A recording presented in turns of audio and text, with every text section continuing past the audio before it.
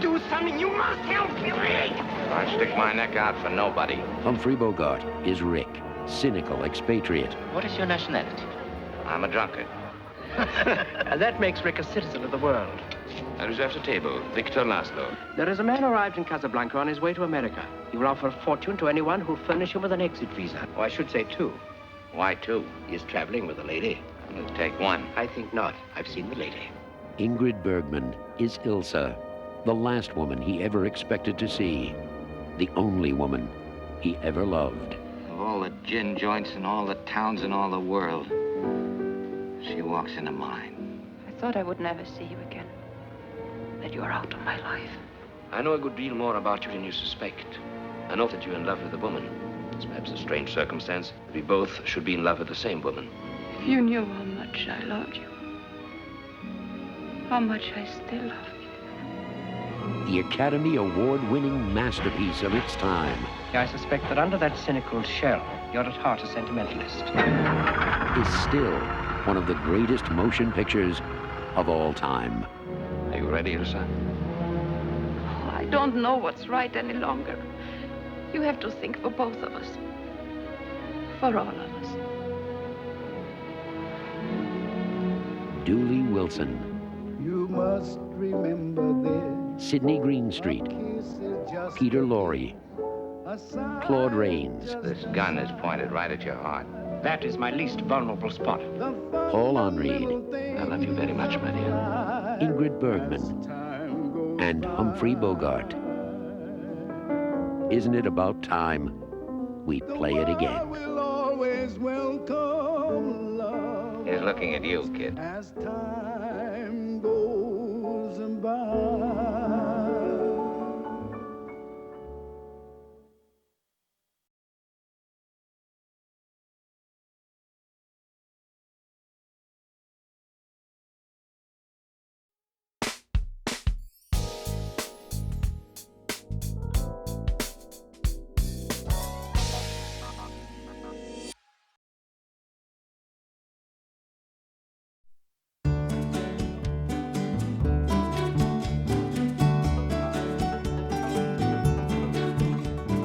Not everyone wants to spend their holidays lazing in the sun. These days, holidaymakers are more active. They want to use their weeks away from home to learn a skill, discover more about the world, and make the most of the outdoors. And one of the fastest growing holiday activities is diving. The warm, tropical Maldive Islands in the Indian Ocean are one of the best places to learn. In less than a week, you can train to be a scuba diver.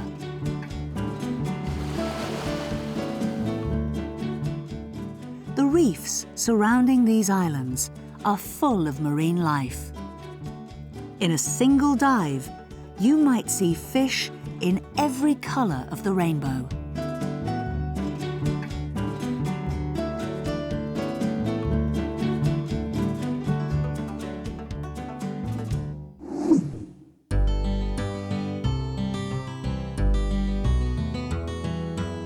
Equally beautiful, but with a very different sort of landscape, is New Zealand in the Southwest Pacific.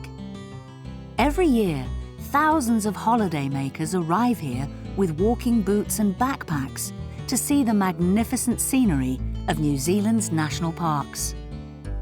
In most parts of the world, going for long walks in the countryside is called hiking. However, in New Zealand, this is called tramping, and it's great fun. You can follow trails across the magnificent Southern Alps, or beneath the volcanoes of the North Island's Tongariro National Park. Paths lead through ancient forests and around deep blue lakes. You can take short walks by yourself, enjoying an afternoon's peace and quiet, or join a guided tramping trek if you want to chat on the way.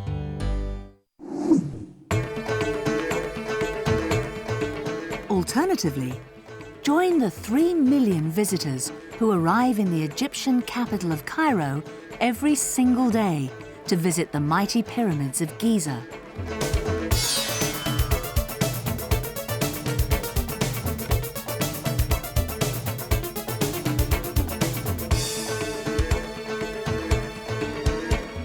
travelling south down the River Nile is like sailing back in time.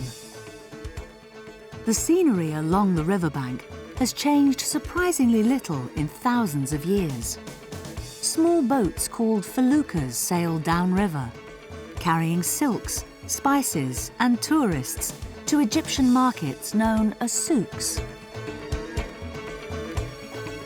Ancient temples are still standing thousands of years after they were built, and anyone with a sense of adventure should try the most ancient form of desert transport, a camel trek. And while you're there, you can watch the sun go down across the Sahara.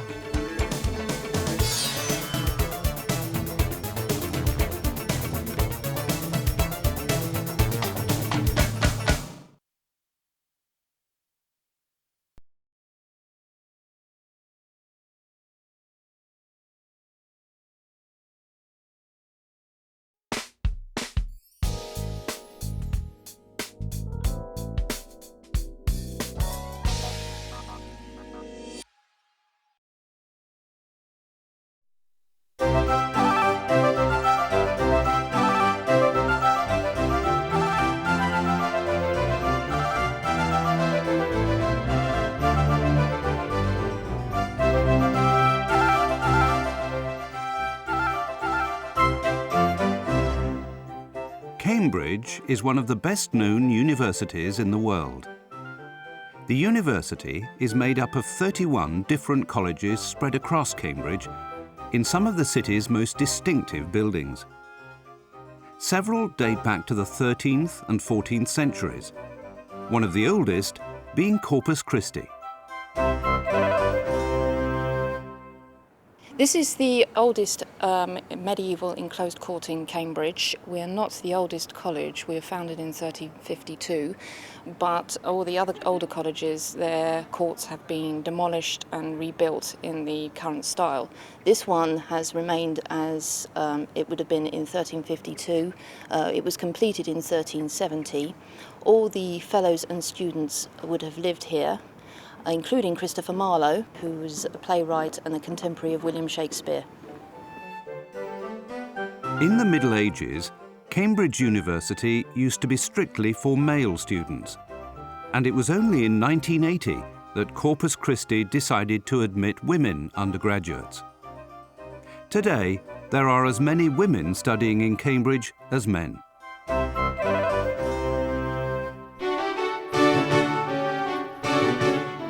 Students wear traditional black scholars' gowns on special occasions, the most important being graduation day. Cambridge has a very good international reputation. It's, I believe, one of the best universities in the world, and so it's natural that I should want to study here. Good career prospects afterwards as well, and it's a very nice place. Basically, it's like the best university in Britain, I think, basically, and for medicine especially, it's very, very good for medicine. I chose Cambridge because I like the college structure, because the colleges are quite small, so you can get to know everybody within it, and also they organise your tuitions for you, which is quite nice. I'm studying management studies at the Judges Institute of Management, and my college is Hughes Hall, which is a graduate college. It's a one-year course. It's a very intense course, but there's lots of holidays as well, so all in all it's a very fun year. Not everybody in Cambridge is a student or college lecturer. The university community lives side by side with the townspeople. There is an expression that applies to this town, and that's town and gown. They are the gown and we are the town. I think that says it all, really. Stepping backwards in time is how living in Cambridge is. Quite fascinating, really. There are new colleges, as well as old, teaching high-tech subjects such as molecular biology, physics, and computing. And it's not all hard work. Hiring boats on the River Cam is just one of the many fun things to do.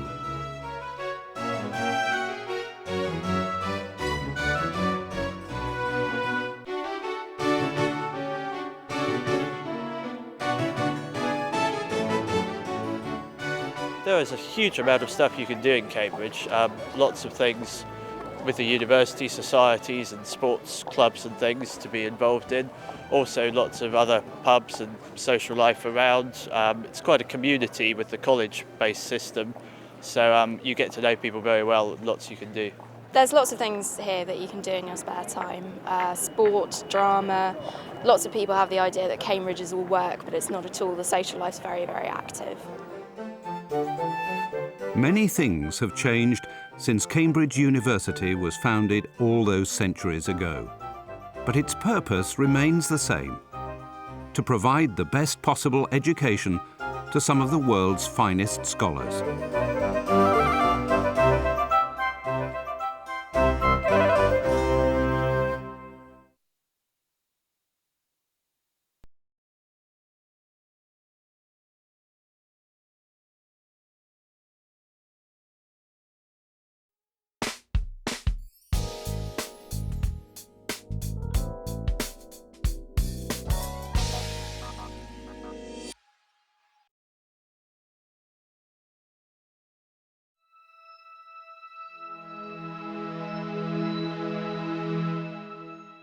This is Charlotte.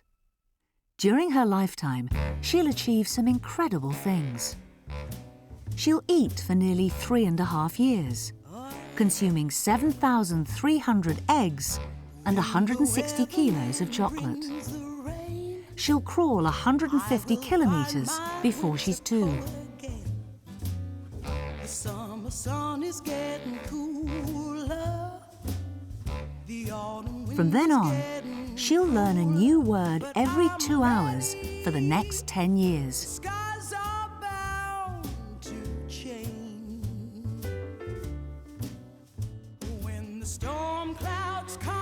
By the time she's 10, her heart will have beaten 368 million times. She'll spend a little over 12 years watching TV and 2.5 years on the telephone. She'll grow 28 metres of fingernails and 950 kilometres of hair on her head and more than 2 metres up her nose. By the age of 21, she'll have breathed over 3.5 million balloons of air.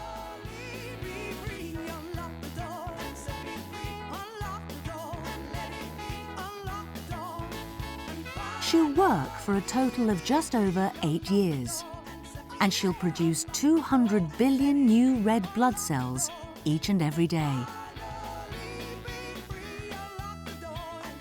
She'll be able to put a name to 2,000 people. 150 of them she'll call her friends. She'll fall in love twice.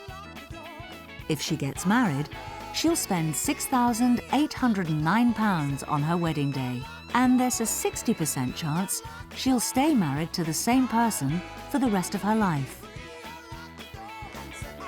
She'll have 2 children and 4 grandchildren, and when they grow up, only 2 of her 8 great-grandchildren will remember what her name was. In Britain, she's likely to live for 79 years. In France, 82, in North America, 80, and in Africa, only 55. By that time, she will have walked over 22,000 kilometres and talked for 12 years. It's an amazing list.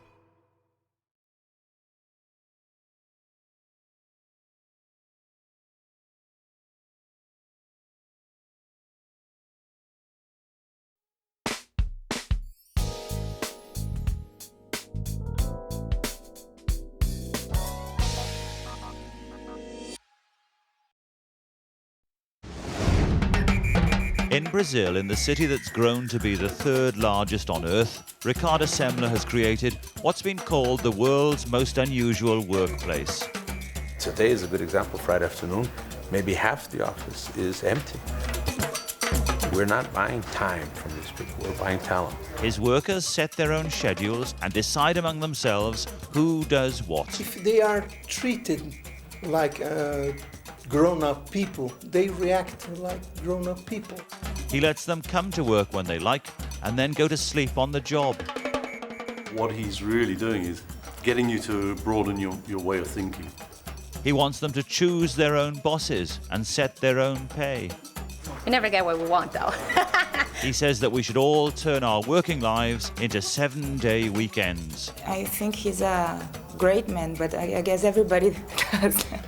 Nothing that he's doing is revolutionary. It's very old stuff, actually. But what is revolutionary is that he's actually doing it. These days, Semco turns over £100 million a year.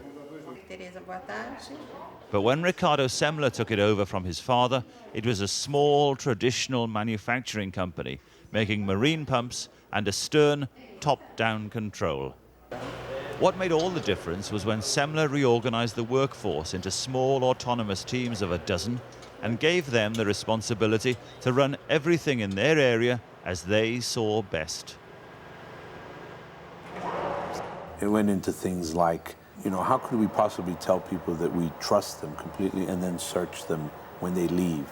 So we started going from the very simple issues of, for example, getting people to choose what uniforms they wanted to use, if at all, and what color. We went from there, and I think we started with all the very small things as symbols, but then people started saying, well, but if we can choose our own this and that, why can't we choose what time we work? And slowly we started going to a process which said that we applied a tool, let's say a mental tool to everything, which was really what we called the 3 whys, which was to ask 3 whys in a row about everything, and almost nothing stands up after that. When you say, why are we wearing suits and ties? And people say, so we'll look more like each other. And we say, why do we want to look more like each other? And these things suddenly start going away.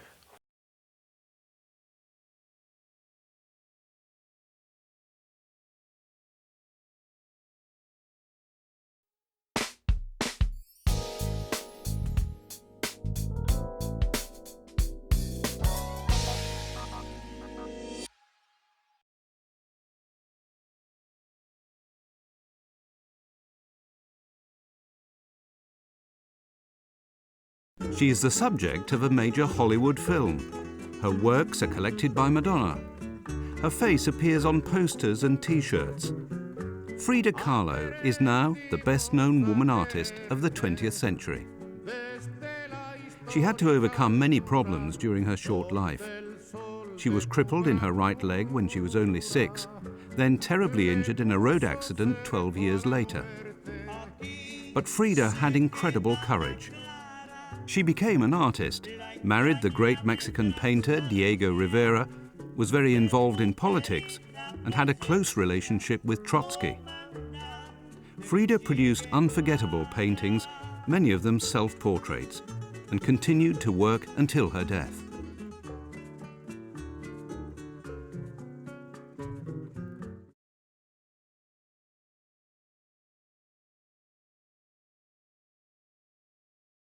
Rosa Parks lived in Montgomery, a town in the American South. On the 1st of December 1955, she was riding home on a public bus after a day's work, when the bus driver told her to give up her seat for a white man. Rosa refused and was fined $14. This started a boycott of the bus companies by African Americans. The black population of Montgomery refused to use the buses and walked to work. Martin Luther King helped organize the protests, and both he and Rosa became national heroes. After 13 months, the policy of segregation on buses was defeated, and Rosa Parks became known as the mother of the civil rights movement.